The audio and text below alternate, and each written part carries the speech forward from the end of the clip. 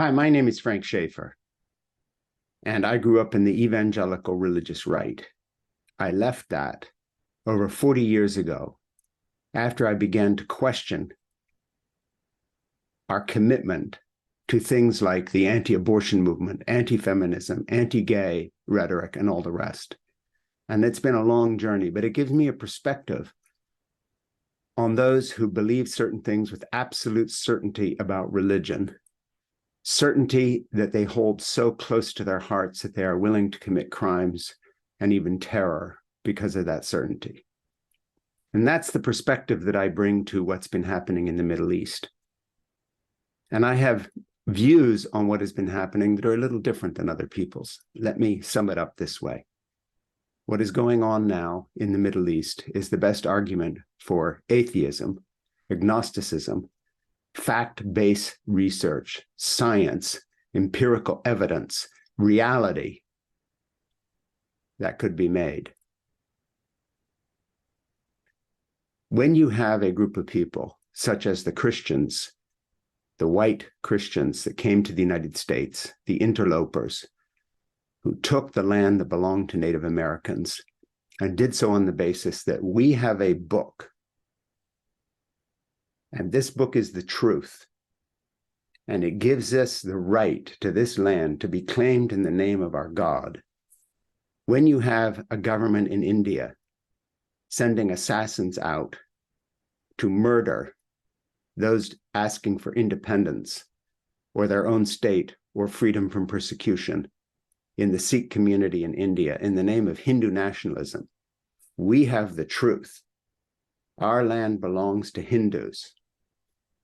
When you have a group of settlers coming in the 1930s and 40s to Palestine saying, we have a book that says that this is our land, and another group of people there saying, excuse me, we have another book that says you are interlopers and invaders and colonists, and this is the holy land that belongs to our tradition. It says so in our book. When you have an invasion of North Africa by Arabs in the 7th century, spreading Islam by the power of the sword, saying, we have a book, and take over Jerusalem, saying, we have a book, and our prophet is the prophet. And then a group of Christians arrive from Europe, from Genoa, from Venice, from France, from the UK, saying, our book says this city belongs to us. There's a common thread that runs through it that has nothing to do with taking sides in the present conflict in the Middle East, or holding one group out as terrorists and the other group as freedom fighters, or vice versa, but has to do with an underlying human problem. And that is superstitious thinking based on the idea that religion is somehow a revelation from outside human experience, unsupported by facts or science, supported only by the human emotion and insecurity of mortality, that sets up these warring tribes that claim each other's land in the name of their book. That's the fundamental problem that we see unfolding. And it's not unique to what is going on in the Middle East whatsoever. It is the common human problem. When you go back in the history of the human race to the hunter-gatherers before agrarian culture, before cities, before even language, before writing certainly, and certainly before religion, you find a commonality of the kind that Elizabeth Marshall Thomas talks about in her book, The Old Way, looking at the hunter-gatherer groups in the Kalahari that lived there for 80,000 years without killing each other off, based on the idea that it was not the survival of the fittest, but the survival of the friendliest, cooperation, learning how to get on with your neighbors. That's the only reason any of us are here, because that too is part of human history. That once in a while heals the divisions between people who say, we have the book, and this book gives us the right to this land. Human existence is threatened now by global pollution, by climate change. Human existence is threatened by the idea that our book says that we can dominate nature, whether that book is the Christian Bible, the Jewish Bible, the Islamic Bible, as it were, in the Quran, the collected teachings of all our various religions that say our book not only gives us the land you're living on, and we're claiming it in the name of our own prophetic religion, but it gives us the right to slaughter everything on that land that isn't human, to eat it, to kill it, to dominate it, to hunt it for fun, to go into Africa and shoot down animals for their tusks. This is all part of the same problem. And if you're shocked by what happened to those settlements in the southern part of the Holy Land, and if you're shocked by what's going on with the mass bombardment of a city of 2 million people, a few miles south of those settlements where people were killed, then stand back for a moment and forget the politics of the moment of who we support or don't support, or it's all this group's fault, and try to blame this state or that state. And let's stand back and look at a larger problem. And that is the human predilection and common error we all make of having absolute certainty in our own traditions. And by the way, that also applies to the enlightened left sometimes, some of whom would even describe themselves as atheists, but are ready to cancel you if you didn't get the memo last week to say they, or change the language, or sign off on the latest iteration of who should play in women's sports or whatever. And somehow now you are a barbarian and outside the fold because you haven't signed off on our book. If what's going on in the Middle East doesn't cause each of us in humility to take a deep breath and say, what the hell are we doing in the name of the absolute truth we hold dear? Whether that is some iteration of left-wing ideology appertaining to gender, or whether that is some apparition that we have of a reemergence of white Christian nationalism in our country. If we don't take a hard look at people like Netanyahu, if we don't take a hard look at Donald Trump, if we don't take a hard look at the idea of authoritarian strong men imposing their will through catering to the worst of human nature, which is we have the book, this is our truth, it's time for vengeance. If we don't take a hard look at this and step back and say, what have we done to each other, my brothers and sisters?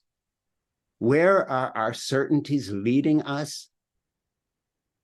What of an ideology that calls for the elimination of an entire race, an entire tribe, an entire ethnic enclave, and another ideology that says that 5,000 years ago, we got a book saying this is our land, and another ideology that said, you got that wrong, we have a new book, this is our prophet, and we will slaughter you because you are an infidel. And we have another ideology that says we can send people abroad to assassinate those who call for liberation in our country, as is happening with the Hindu nationalists.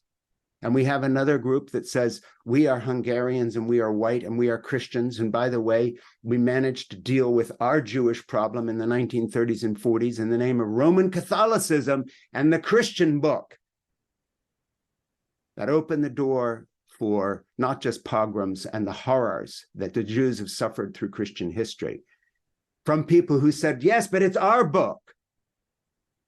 Martin Luther, the racist bigot who turned Germany on its head with its anti-Semitism. He may have rebelled against the Roman Catholic Church, but he didn't rebel against Catholic anti-Semitism. When is enough enough? When do we cut some people some slack? When do we say that using the right pronoun is not the end of the world? When do we say that saying this land is ours because a book gave it to us has to be questioned from all sides? What is happening in the Middle East is a great argument for atheism, for agnosticism, for science, for enlightenment. Yes, enlightenment. Sorry to my leftist friends who think that the Western Enlightenment, because it was dominated by white males, has to be rejected as the creation of the patriarchy. Nonsense. You have to find the good where you can find it. It's never perfect. Do you want to wait for perfection until only multicultural enlightened people's ideas are being practiced? So we don't pay attention to Voltaire and Rousseau, and we don't pay attention to the truths found in the French Enlightenment and the Italian Renaissance, good luck. Good luck if you're waiting for purity. That's another way of saying it's our book or nothing. Grow up. Every drop of blood that's being spilled in the Middle East, all those terrorist incidents against those beautiful, poor children killed in their cribs, every single mother now clutching the body of a dead child because of the bombing going on in retaliation. All of these bear silent witness, accusatory witness to those of us who cling to the myth that our book, whether it's a feminist book, or a woke book, or a leftist book, or a democratic book, or a Republican book, or a Hindu nationalist book, or a Roman Catholic book, is somehow dominating and gives us the right to dominate others. If this isn't a moment for humility and the opposite of everything that the strongman approach to history embodies, with this idea of populist leaders cashing in on the violence that the people of the book, all the books, including the Hindu book and the Muslim book and the Christian book, embrace, then nothing will teach us this lesson. Take a deep breath. Look at where we have gotten ourselves and how it repeats and repeats and repeats and repeats and repeats.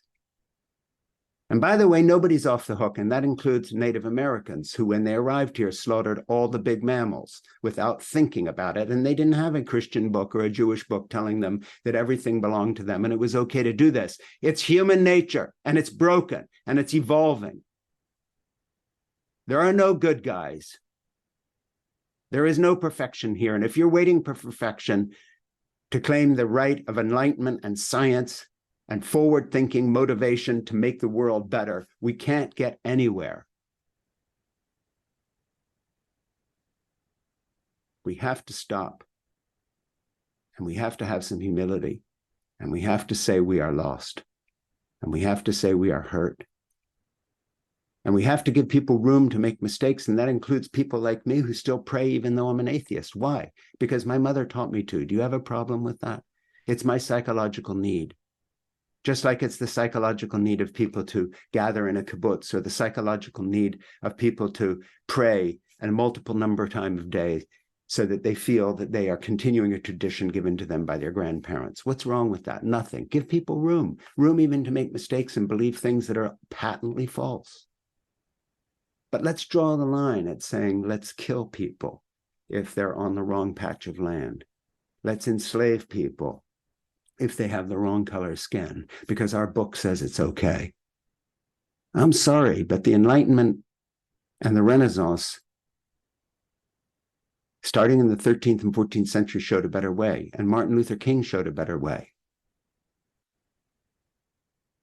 And every single decent human being in every tradition who is horrified by what's going on shows a better way. Hindus who don't think that their government should be sending assassination squads worldwide to clean up the mess they made at home. Jews who have sympathy for Palestinians, Christians who have love for people who disagree with them, left-wing activists who in humility do not write off somebody because they use the wrong pronoun, who in humility understand that it may be a shock to the system to tell them that all their certainties about gender and all the rest of it were ill-founded.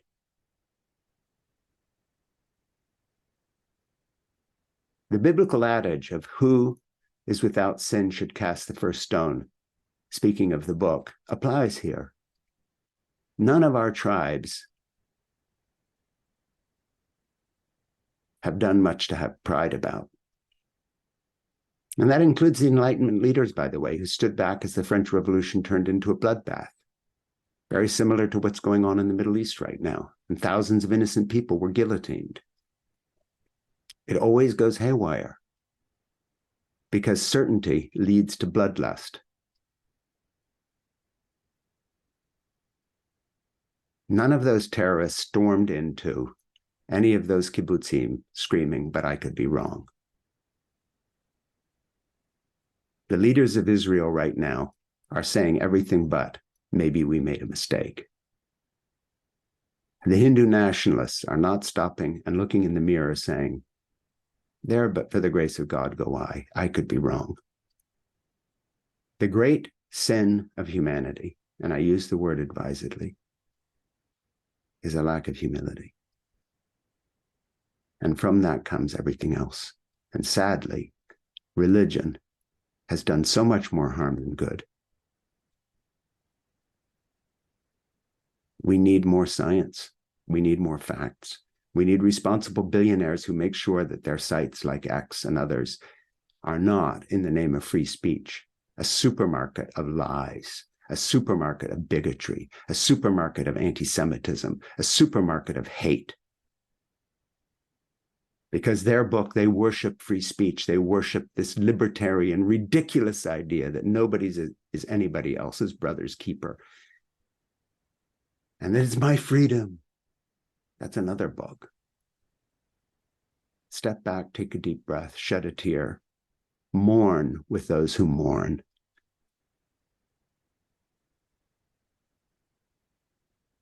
We live in a terrible moment.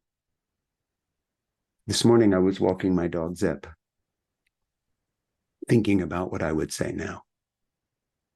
And there was a woman who recently divorced, just moved to our neighborhood with a dog that barks at mine because it's scared and it's a stranger in this neighborhood. And I picked my dog up, it's small, and I walked over to her and I said, hey, don't be embarrassed by your dog barking. And we got talking.